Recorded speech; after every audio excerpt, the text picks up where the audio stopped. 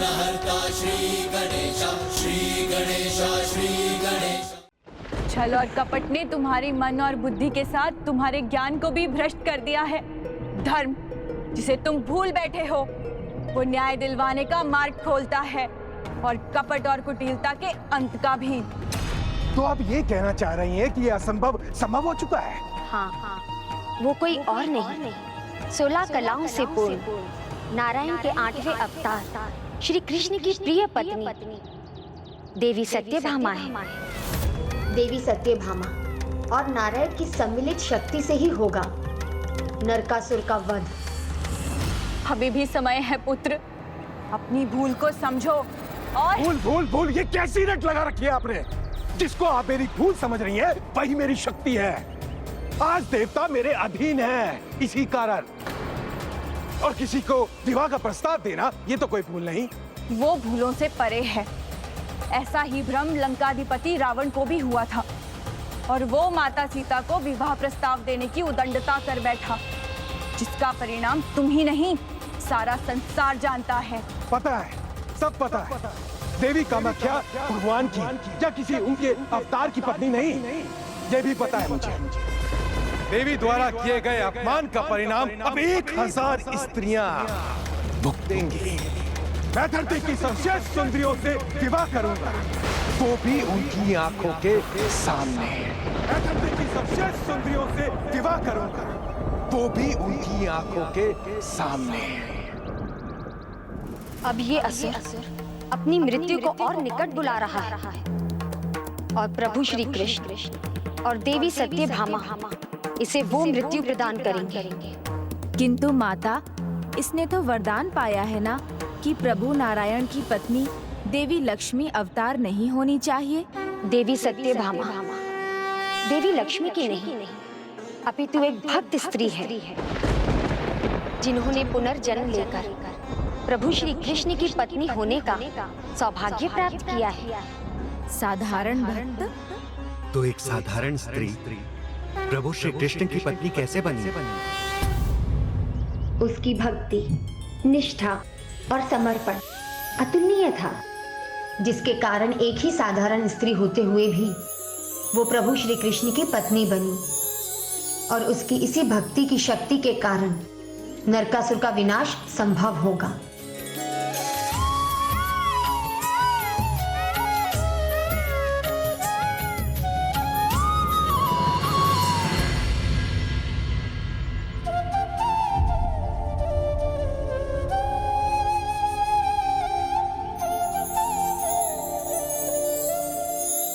क्या हुआ प्रिय?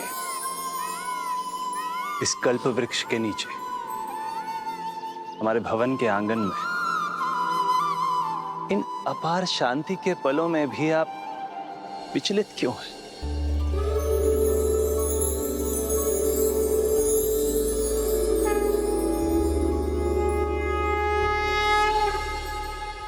प्रभु, आपके साथ बीतने वाले इन पलों का आनंद अद्भुत है। ये मेरा परम सौभाग्य है कि मैं श्री कृष्ण की पत्नी सत्यभामा हूँ। किंतु मन शंकाओं से घिरता है कि मैं सम्मान के योग्य भी हूँ या नहीं। मैंने ऐसा किया ही क्या है? स्वामी, इस जन्म में तो मैंने ऐसा कोई भी सत्कर्म नहीं किया। मैं तो बस एक साधारण स्त्री हूँ और आप प्रभु विष्णु अवतार, फिर आपने मुझे पत्नी के रूप में कैसे स्वीकार किया? ये मेरी समझ से बाहर है प्रभु। इस जन्म का भाग्य इसी जन्मों के कर्मों पर आधारित नहीं है। मनुष्य के पूर्व जन्म के फल भी उसे उसके भावी जीवन में प्राप्त होते हैं। पूर्व जन्म प्रभु? पिछले जन्म में जो आपने किया था वो सर्वथा असाधारण था। अच्छा प्रभु, ऐसा क्या किया था मैंने? सतयुग के अंत में मायापुरी अर्थात हरिद्वार में अत्रिकूल में एक विद्वान धार्मिक और सूर्य व्रत का पालन करने वाला एक ब्राह्मण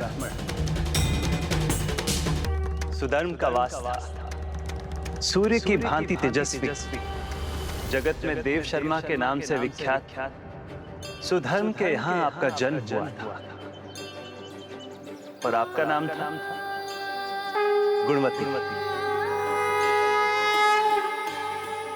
तब आपके पिता ने आपका विवाह अपने ही एक शिष्य के साथ नियत किया था। उसका नाम था चंद्र।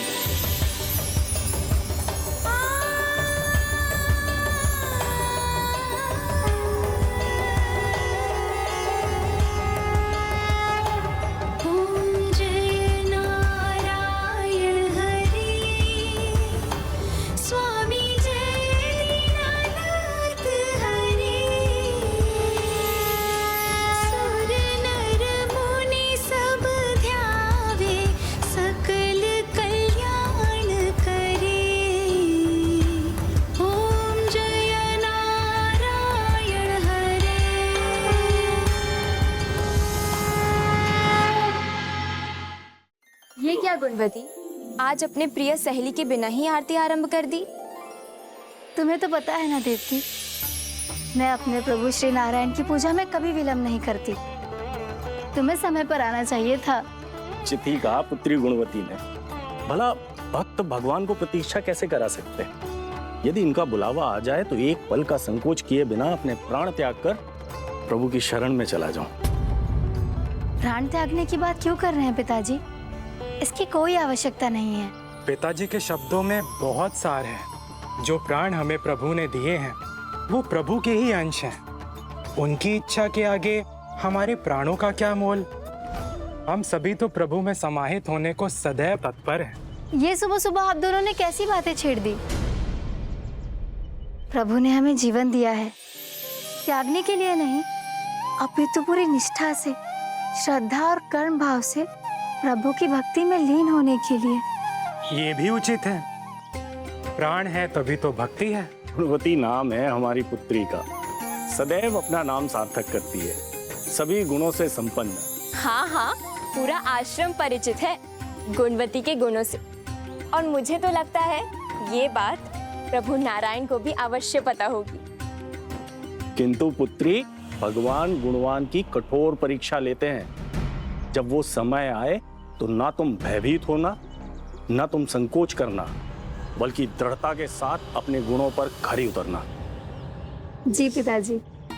चंद्र, हमें देर हो रही है, हमें समिधा और कुश एकत्रित करने के लिए चलना चाहिए। किंतु पिताजी, आप दोनों जाओगे कहाँ? वहीं जहाँ सदैव जाते हैं, सखा व्रत पर्वत पर स्थित वन में। स्वामी, आप पिताजी का ध्यान रखिएगा। ये भी कोई कहने की बात है? तुम्हारे तो पिता हैं, मेरे तो गुरु हैं, पिता हैं। मेरे प्राण रहते मैं इन पर कोई आंच भी नहीं आने दूंगा। चिंता मत करो पुत्री, मैं जानता हूं कि सभी वहां पर हृदय वृक्षी राक्षस के होने को लेकर चिंतित हैं।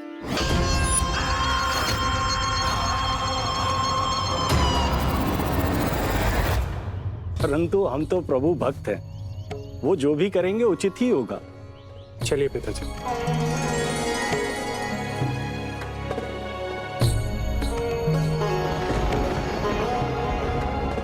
तुमने प्रभु तिलक तो किया ही नहीं।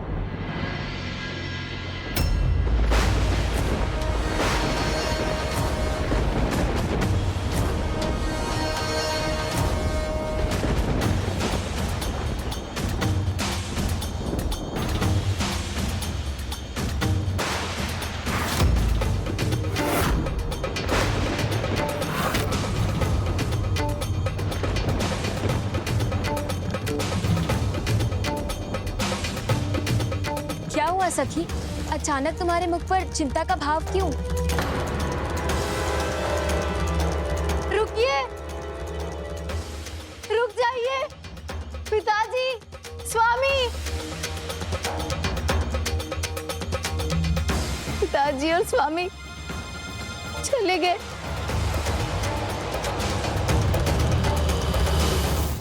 क्या हुआ सखी, इतना विचलित क्यों हो? बुझ गया, पूजा का दीपक बुझ गया। तो क्या हुआ सखी, काफी देर से जल रहा था तो उसे बुझना ही था ना। किंतु उसमें घृत भी था। और दिए की बाती भी नहीं जली थी और वायु का कोई प्रवाह भी नहीं था। अकारण कैसे बुझ गया? अर्थात ये किसी अशुभ का संकेत है।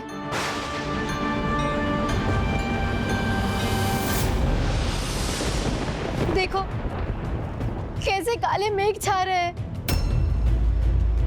बीच दिन में ऐसा अंधकार क्या उचित है? तुम चिंता मत करो सखी, मेरे पिताजी भी उनके साथ गए हैं। प्रभु नारायण उनका कोई अनिष्ट नहीं होने देंगे। मैं वहां उस वृक्ष के नीचे आराम करूंगा। हाँ, हम भी चलकर वहां थोड़ा सा विश्राम कर लेते हैं।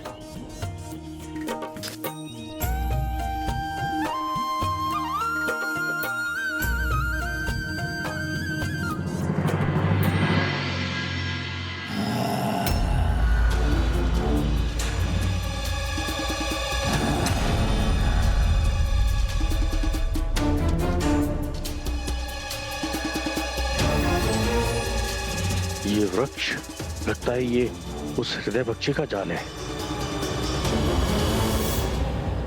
रुक जाइए, आगे मत जाइए।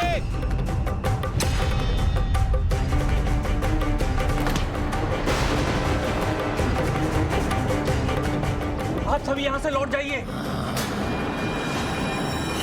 क्या हुआ पिताजी? यहाँ हृदय पक्षी है, आप लोग भागकर अपने प्राण बचाइए।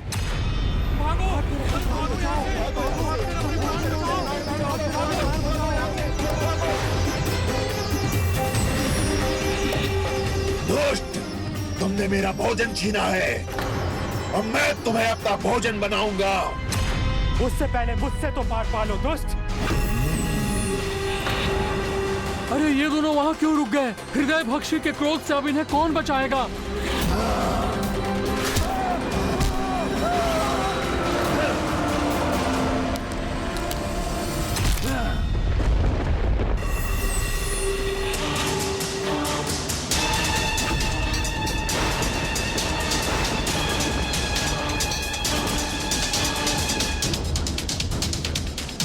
आज तुमने बहुत बड़ी भूल कर दी। मेरे सामने मेरे जमाई ही नहीं बल्कि मेरे सबसे प्रिय शिष्य का अंत किया है और इसका दंड तुम्हें मिलेगा। कौन है यहाँ जो मुझे दंड देगा?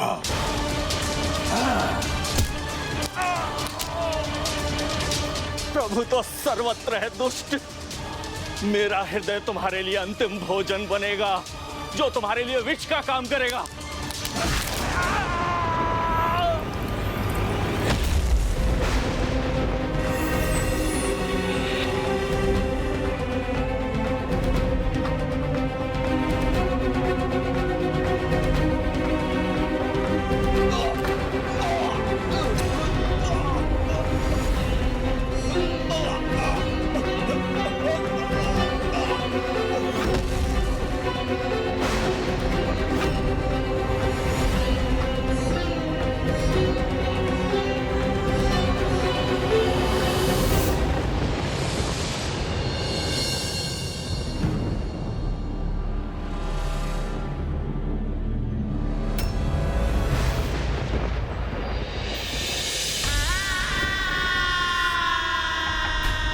पिताजी,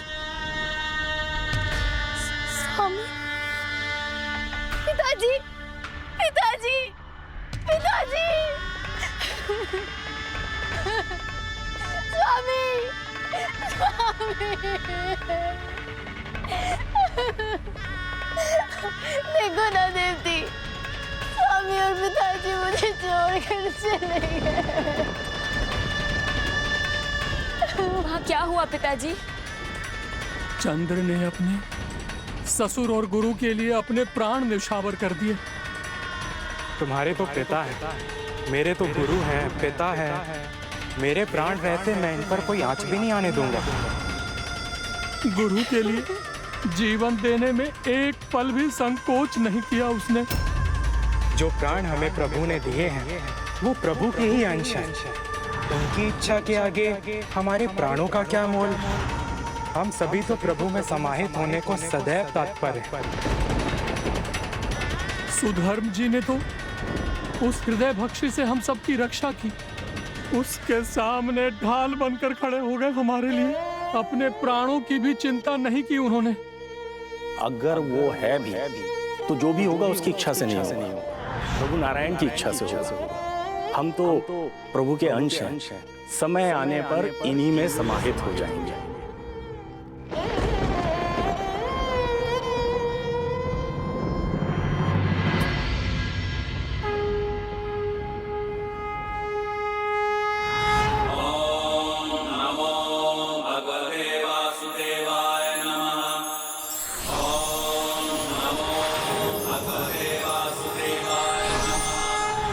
उन्होंने जो कहा था वही हुआ।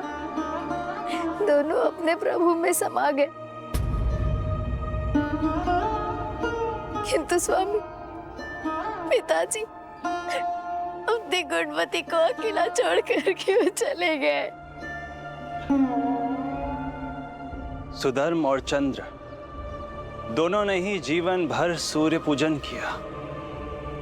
उसी कारण उनकी मृत्यु के बाद उन्हें वैकुंठ धाम में निवास करने का सौभाग्य प्राप्त हुआ।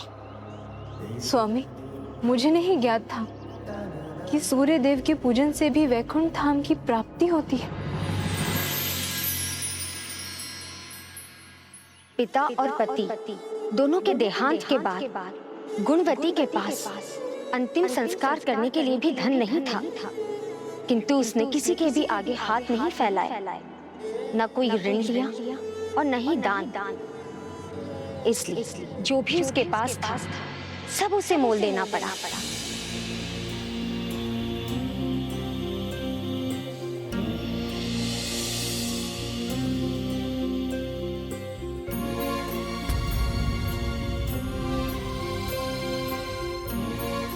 ये क्या कर रही हो सखी? अपने सभी वस्त्र किसी और को दे दोगी तो खुद क्या पहनोगी? मेरे लिए तो ये एक ही जोड़ा पर्याप्त है।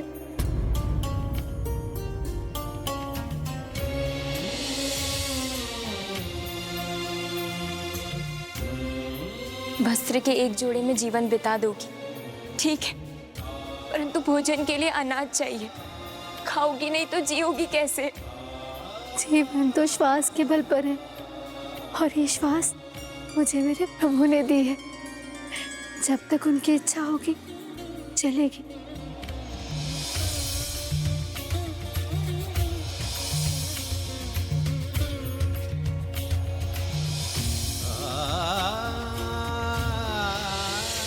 क्या इतना धन पर्याप्त होगा मेरे पिताजी और स्वामी के अंतिम संस्कार के लिए?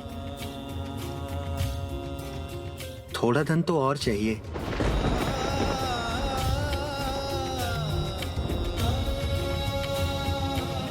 मैं उधार दे दूंगी। नहीं, मेरे पास इतना धन है, मैं उसमें ही अंतिम संस्कार की व्यवस्था कर लूंगी।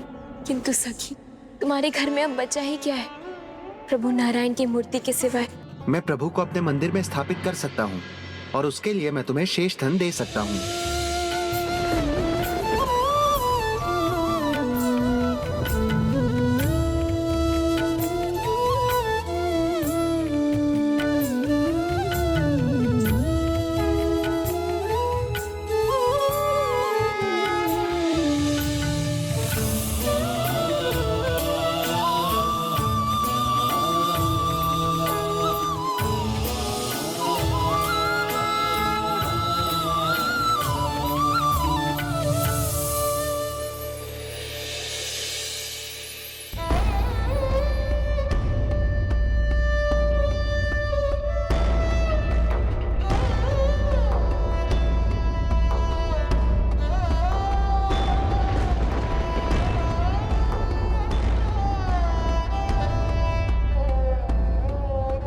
इतने दिनों से जिनकी तुमने पल पल सेवा की, पूरे मन से जिनकी आराधना की, उन प्रभु को तुमने कैसे बेच दिया सखी? प्रभु मेरी संपत्ति थोड़ी है, उन्हें कोई कैसे बेच सकता है? मैंने तो बस मूरत बेची है। प्रभु तो यही है, मेरे हृदय में। उन्हें यही पूछ लूंगी। तुम्हारे समान मैंने कोई नहीं देखा सकी। वो सचमुच महान हो। तो क्या मैं उस जन्म में अपने पिता और पति का अंतिम क्रियाक्रम कर सकी? हाँ हाँ। और उसके बाद आपने अपनी सभी समस्याओं और कठिनाइयों को भूलकर पूर्ण रूप से अपने आप को नारायण भक्ति में समर्पित कर दिया। ओम नारायण विद्महे वासुदेवाय धीमहि।